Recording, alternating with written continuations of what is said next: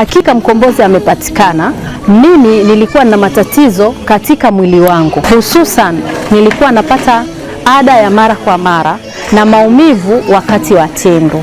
Umekujia mkono wa Idi, yani mkono wa furaha. Ndoa imetawala furaha. Lakini sasa niko vizuri baada ya kutumia mkono wa Idi. Jua ni yule mwenye mkono imara na wenye nguvu madhubuti. Hapo sasa humpa raha Rahma na kumfanya Rahma awe na mawadda tele, huku akifurahia amani ya moyo na raha ya mwili. Mwanamke mwenzangu, usiendelee kuteseka. Tumia mkono wa Idi, ndio suluhisho la matatizo yako. Mkono wa Idi unapatikana kwa Shehe Yusufu Diwani. Mkono wa Idi ndio mpango mzima. Ili kujipatia mkono wa Idi, tupigie katika nambari zifuatazo: 0748869733 au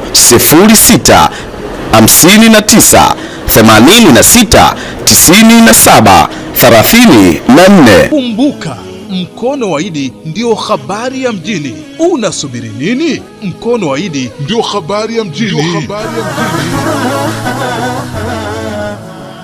Assalamu alaikum wa rahmatullahi wa barakatuhu. Wa alaikum salam wa rahmatullahi wa barakatuhu. Naam, ndugu zangu, kama ilivyo ada na kawaida, leo ni siku nyingine tena tunaendelea katika darsa zetu, na leo tunaendelea katika hadithi ya Bwana Mtume Muhammad sallallahu alayhi wasallam, pale ambapo aliposema tafakkaru fi khalqillah wala tufakkiru fi dhatillah. Aliposema ya kwamba watafitini sana viumbe wa Allah tabaraka wa taala, na wala msikae mkamtafiti Mwenyezi Mungu subhanahu wa taala, bali watafitini viumbe wake, mtamjua yeye Allah tabaraka wa taala. Katika darsa letu lililopita tulimtazama al-hirba, kwa maana tulitazama jildul hirba, kwa maana ngozi ya kinyonga, na leo tutakwenda kutazama jicho lake au macho yake huyu kinyonga. Kinyonga anayo macho, kinyonga anao mdomo, kinyonga anayo ngozi. Lakini leo katika tafakkaru fi khalqillah, tuwafikirie sana viumbe wa Allah au uumbaji wa Allah tabaraka wa taala. Leo tutakwenda kutazama macho ya kinyonga. Tunakwenda sawa? Tunakwenda sawa? Naam. Mashekhe zetu walipokuwa wakitufundisha hadithi za namna hii, walituambia hivi: tamtalikul hirbau uyunan faridatan tuaddu min baini al-akthari tatawura fil alami al-hayawan. Walituambia kwamba huyu hirba, kwa maana kinyonga, Allah subhanahu wa ta'ala amempa nini? Uyunan faridatan, macho ya kipekee kabisa. Kinyonga anayo macho, lakini macho yake ni ya kipekee kabisa, namna ambavyo Allah subhanahu wa ta'ala alivyomuumba. Tuaddu min baini al-akthari tatawuran fi alami al-hayawan, inafahamika au inatambulika ni miongoni mwa macho ambayo yana utendaji wa hali ya juu mno ukilinganisha na baadhi ya wanyama, hasa katika ulimwengu wa wanyama. Utakuta macho ya kinyonga yana utendaji wa hali ya juu mno katika ulimwengu wa wanyama kuliko wanyama wengine wa aina yoyote. Tusemeni la ilaha illa Allah. La ilaha illa Allah. Mtume anasema tafakkaru fi khalqillahi wala tufakkiru fi dhatillah, ya kwamba fanyeni utafiti sana kuwafikiria na kuwatafiti viumbe wa Allah na kutafiti maumbile ya Allah subhanahu wa ta'ala, na wala mtafiti Mwenyezi Mungu mwenyewe, kwa sababu hamtopata majibu yaliyo sahihi. Matokeo yake mtakuwa mujasimin katika hali za namna hiyo. Tunakwenda sawa? Lakini haithu tataharraku kullu ainin bishaklin mustaqallin tamaman bizawiya 60 wa 300 daraja, kiasi ambacho jicho la huyu mdudu ambaye anaitwa hirba lina uwezo wa kufanyaje? Kutikisika, yani kucheza cheza, sawa.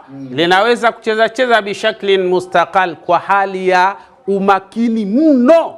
Yani yeye jicho lake lina uwezo wa kutikisika katika hali ya umakini mno. Tunakwenda sawa? No. Tamaman bizawa, takriban kwa kiwango kinachokadiriwa kufikia digrii 360. Jicho la huyu nani lina uwezo wa kuzunguka digrii 300 na ngapi? Wela kwako linakwenda ngapi? Kwa hiyo ni hatari sana. Huyu ni kiumbe ambaye anaweza kulizungusha jicho lake zima likazunguka. Ndivyo jinsi alivyo katika hali za namna hii. Na hapa ndio hata wataalamu katika masala haya, zile arradarat, hizi rada hizi, wakawa wamefanya katika mfumo wa hali ya namna hiyo. Yani wakati huo yani inachunguza kwa kutazama matukio ya aina mbalimbali kwa kupitia mawimbi, kama tulivyoona katika darasa la popo, sawa. Lakini kadhalika huyu sasa yeye ana uwezo wa kulizungusha jicho lake, sawa, katika digrii isiyopungua 360. Ni hatari sana, maana yake huwezi kumsogelea asikuone, atakuona tu kwa namna yoyote, popote utapokaa yeye atakuona tu. Tunakwenda sawa? Mimma yamnahuha ru'yatan banu ramia, kiasi ambacho itapelekea yeye kuona katika mfumo unayoitwa banu ramia. Tukizungumza banu ramia, maana yake ana uwezo wa kuona juu, chini, mbele, nyuma, kushoto, kulia, fi anin wahidin, katika muda mmoja kote anaona kwa ufasaha. Tena so anaona kwa kubahatisha, kwa ufasaha wa hali ya juu. Yani huyu kiumbe anaona vema sana kushoto, kulia, mbele, nyuma, chini, juu, yani tena kwa ufasaha, fi anin wahid. Wewe ukitaka kuona kushoto unafanyaje? Unageuka. Sasa yeye hafanyi hivyo, yeye anaona katika pande zote, jicho tu lile linazunguka lenyewe katika kuelekea katika zile pande zote katika hali za namna hiyo. Tunakwenda sawa? Tukisema banu ramia, huu ni msemo au ni msamiatu wa watu wa fani katika ilmu alhayawan, masala alalamu alhayawan, ulimwengu wa wanyama, ndo anatumia neno banu ramia, ay mashhadun wasi'un wa shamilun fi kafati alittijahat.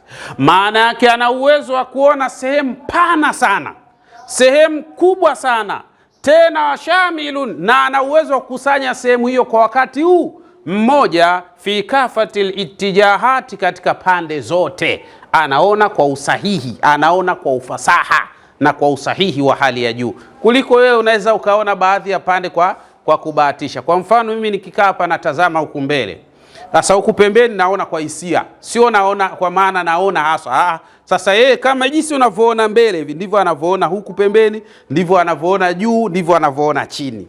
Huyo mdudu unaweza ukamsogelea sikuone? Hapana, atakuona tu. Sasa Mtume sallallahu alayhi wasallam anasema tafakkaru fi khalqillah, fikirieni sana uumbaji wake Allah subhanahu wa ta'ala. Tunakwenda sawa? Tunaelewana vizuri? Lakini warasdul farais bidiqa, na sababu ya kuumbwa katika hali ya namna hiyo, ana uwezo wa kuvizia kile kiindwa chake kwa usahihi zaidi. Yani namna alivyo kinyonga, wakati anavizia au anamendea kile kiindwa chake, anakivizia kwa usahihi zaidi, sio kwa kubahatisha, kwa usahihi zaidi, na anafanikiwa katika hali nyingi kabisa biidhnillah. Tunaelewana vizuri eh? Tatamayazu uyunuha, lakini kadhalika yanafahamika macho yake biqudratin faiqatin ala takbir, macho yake yana uwezo mkubwa wa kufanya zooming, yani ana uwezo wa kuzoom macho, yani akazoom macho akaona sana, na ana uwezo wa kuminimize macho yake akawa naona kidogo. Tunaelewana vizuri? Huyo ndo nani? Hirba, we mzee kinyonga. Tunakwenda sawa?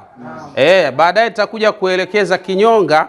Ukitaka unamtumiaje kinyonga kwa wale watu wanaocheza mipira yenu hiyo ya Simba na Yanga alafu msifungane, ila wewe sikuelekezi, una hatari. Tunaelewana vizuri? Yule jamaa angeenda kule Amri Abedi yule, ingemuelekeza, ingefanya maajabu. Sasa katika hali ya namna hiyo tunasema ana uwezo mkubwa ala takbiri wa kufanya nini? Kuzoom yale macho, yani akazoom picha ile ya kile anachokiona kwa kutumia macho yake namna yalivyo. Tamtaliku lhirba wa adasatin salibatan muqa'ara ta'malu ka'adasatin mukabbara. Sawa? Mwenyezi Mungu Subhanahu wa Ta'ala amemuumba na akamwekea huyu hirba, kwa maana kinyonga ana adasati, viini vya jicho. Tena ana viini vingi sana katika jicho lake, lakini viini hivyo namna vilivyo vinafanya kazi ya kuzoom, kwa maana kutengeneza picha kama jinsi unavyoona kamera inavyofanya tukio la kuzoom na kupeleka mbali katika hali za namna hiyo. Pia huyu Mwenyezi Mungu Subhanahu wa Ta'ala amemuumba katika hali za namna hii. Kwa nini? Mimma yasmahu laha bitakbiri suratin farisatin ala shabakia bishaklin yafuqu mu'dham alfaqriyat, kiasi ambacho ana uwezo wa kuzumu ile picha ya kile anachokiona. Sawa?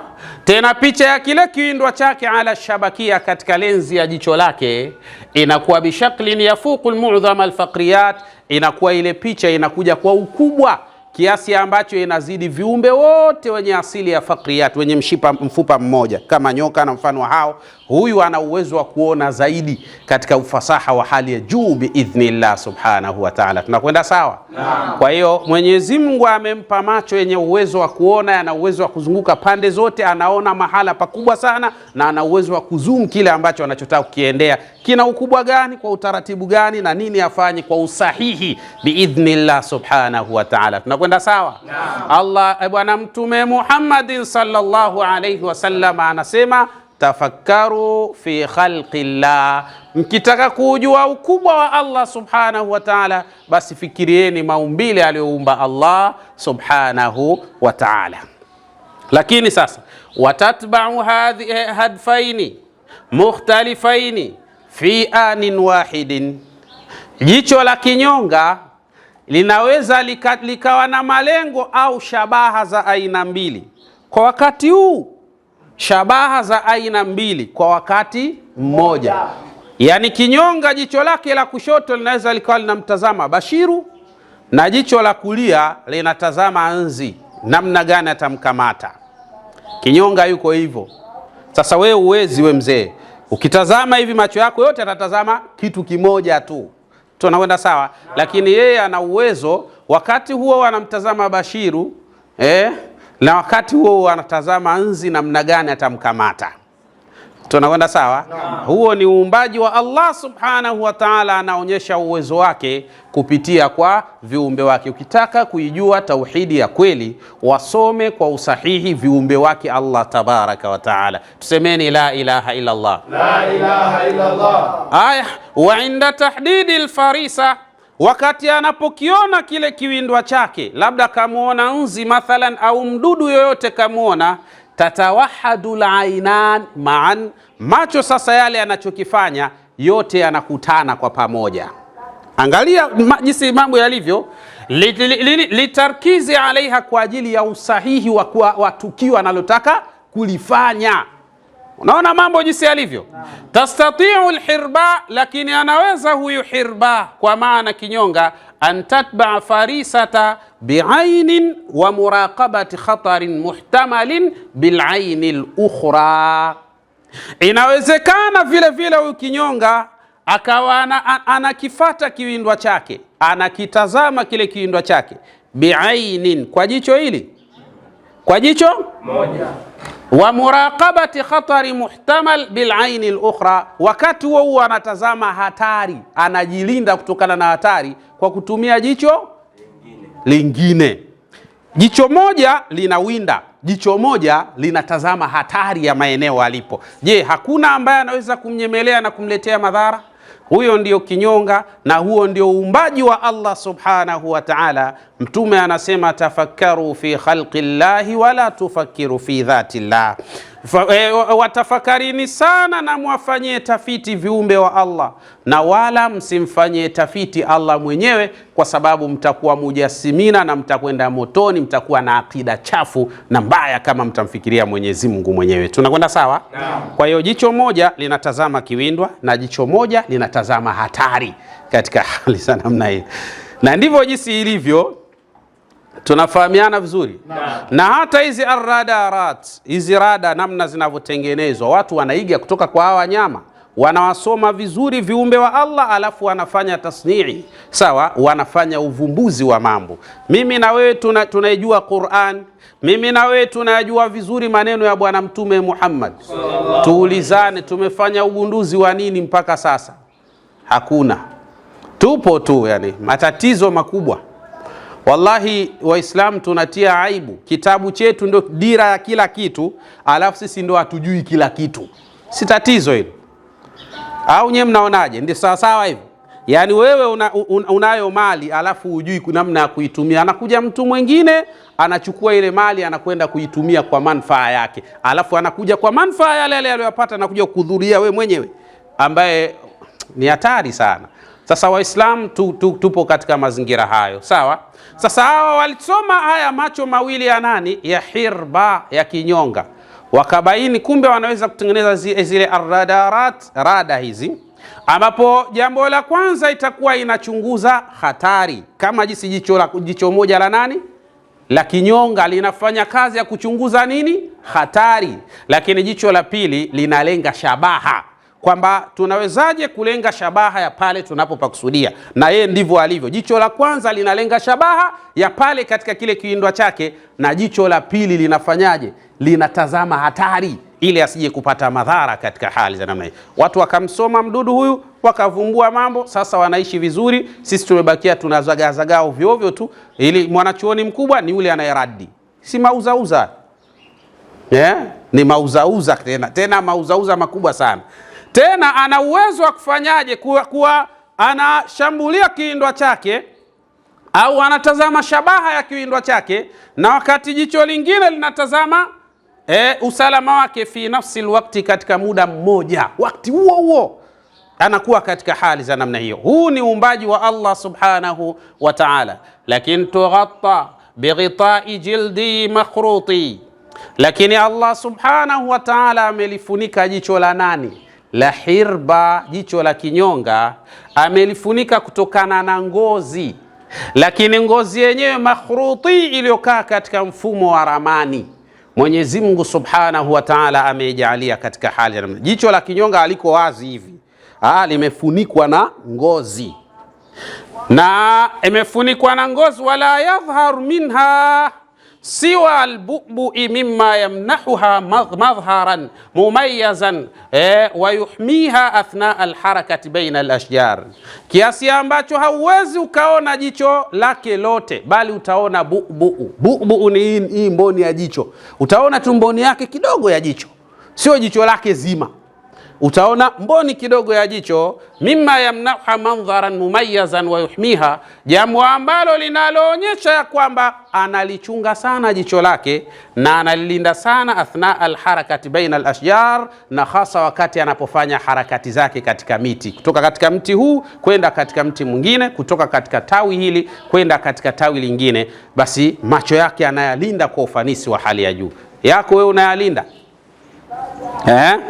Au ya kwako ndio yapo tu, akija nzi akitua katika macho yako wala huna habari ya kumfukuza, unamuacha? Mashekh zetu walituambia yajibu ala kulli, ni wajibu kwa kila mmoja, alla yasmaha dhubaba, asimuache nani? Nzi, ayaqa ala ainaihi, kutua katika macho yake, kwa sababu nzi anabeba jarathim, bakteria, sawa, ambao wanaweza wakaleta madhara. Sasa wewe jicho lako unalilinda? Angalia, huyu mdudu anakupa somo ya kwamba unatakiwa ulinde nini? Jicho lako. Maana yake lilinde vizuri. Pale hulinda sana pale anapokuwa anahama kutoka katika tawi kwenda katika tawi jingine, au kutoka katika mti kwenda katika mti mwingine. Bunyatu tashrihiyatin farida. Lakini kadhalika ukienda katika ilmu ya anatom, pia imebainisha kwamba huyu mdudu ana vitu vya kipekee sana ambavyo ameumbiwa na Allah tabaraka wa taala. Sawa? Ilmu ya anatomy simnaelewa? Sawa? Tunasema adharati suratu thulathiyati al-ab'ad biwujudi asabiyain. Ilmu ya anatomy inaonyesha ya kwamba huyu mdudu ana uwezo wa kuona thulathiyatul ab'ad.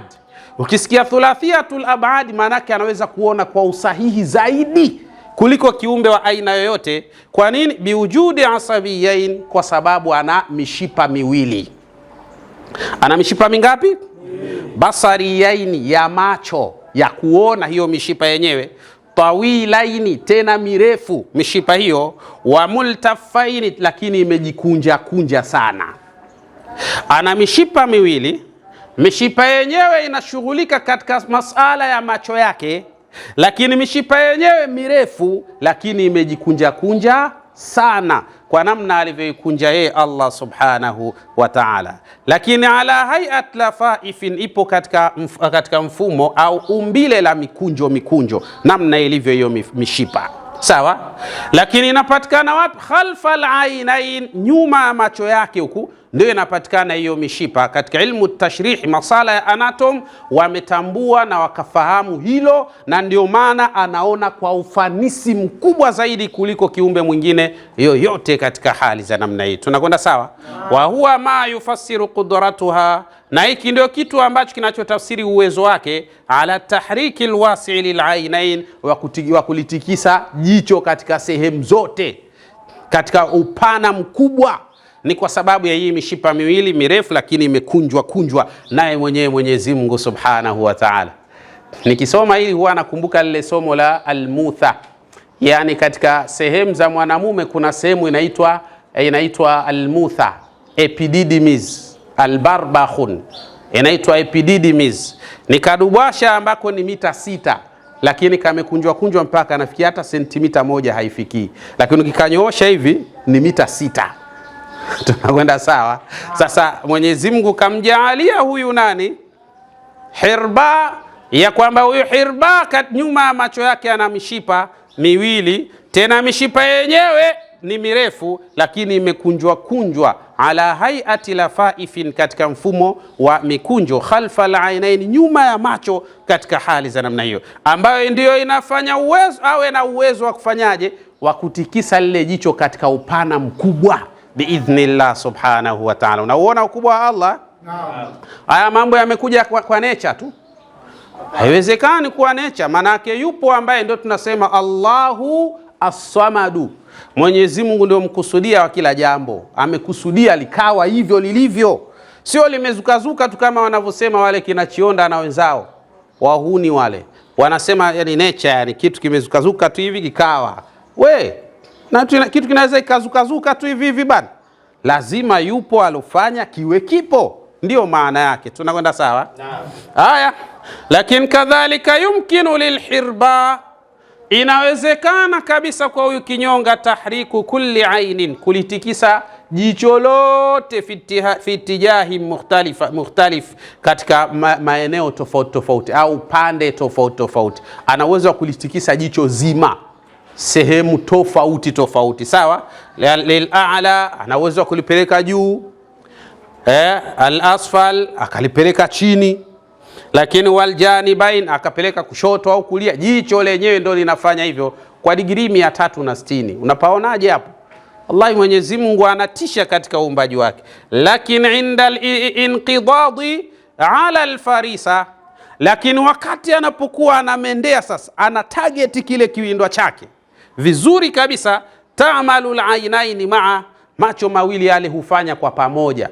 Kwa nini? Bitansiqin alin, kwa utendaji wa hali ya juu, litaqdiri almasafat bidiqa, kwa ajili ya kukadiria masafa baina alipo yeye na pale kilipo kile kiwindwa chake. Akituma ulimi utafika. Na naelewa vizuri? Kwa hiyo macho yanachofanya yote yanakuwa yanatazama pale. Wakati yote yale macho yanatazama pale, yanampa taswira, yanampa picha ya kwamba hapa katika umbali alipo yeye, akituma ulimi pale utafika au hautofika. Kwa hiyo sasa macho yanamwambia kwa hapa ulipo, yanampa usahihi wa shabaha yake, kwamba hapa ulipo ukituma ulimi unafika, basi utamwona tu kapata. Tunaelewana vizuri? Ndio mtu mmoja katika waimbaji hao alikuwa anamuimbia huyu anaitwa Hirba Kinyonga. Yeye anashangazwa, anasema mbona yeye huu Kinyonga anakula na hasa vidudu vinavyoruka, lakini yeye hana mbawa lakini anasema hiyo ndio riziki yake aliopewa na Mola wake. Yeye haruki, lakini anakamata wale wanaoruka. Unaona Mwenyezi Mungu namna alivyo. Maana yake usihahe katika swala la riziki, ukahaha kiasi ambacho ukataka na ya wengine iwe ya kwako. Hapana, ya kwako ipo tu kama ipo, na kama hakuna tu. Mambo ya kuhaha mpaka unaiba za watu, haitakiwi hivyo. We tulia tu. Kwanza muumini na hasa muislamu huwa hawi na papara katika sala la kiriziki. Siku riziki umeipata unasema alhamdulillah, siku umekosa unasema alhamdulillah ala kulli hali. Alafu unamuona katulia kabisa, wala hana wasiwasi. Muumini ndo anakuwa hivyo. Tusemeni la ilaha illa Allah. Kinyonga anatoa darsa, anatoa somo ya kwamba Mwenyezi Mungu Subhanahu wa Ta'ala ndio anayeruzuku. Usiwe na papara, upaacha. Tunaelewana vizuri Kwa hiyo ana uwezo mzuri kabisa wa kutambua ile shabaha yake kutokana na masafa, umbali wa pale alipo yeye na pale kilipo kiindwa chake. Macho yake ndio yanampa taswira, anamwambia hapa ulipo una uwezo wa kufikisha ulimi wako sasa kwa kiindwa chako, au hapa ulipo bado fanya namna, sogea kidogo, ndio utamuona na yeye ana move kidogo. Macho yashamwambia hapa ufiki mzee. Kwa nini? Kwa sababu haya ndio yanafanya afahamu kwa usahihi na shabaha yake iwe sahihi zaidi biidhnillah subhanahu wa ta'ala. Inshallah katika darasa letu lijalo tutakuja kumsoma Hirba, kuangalia namna gani wanavozaana, yani wanazaanaje na wanaishi kwa muda gani, miaka mingapi, mazingira yao ni mazingira yapi, lakini wana faida gani katika afya na maisha ya binadamu. Kinyonga hana sumu.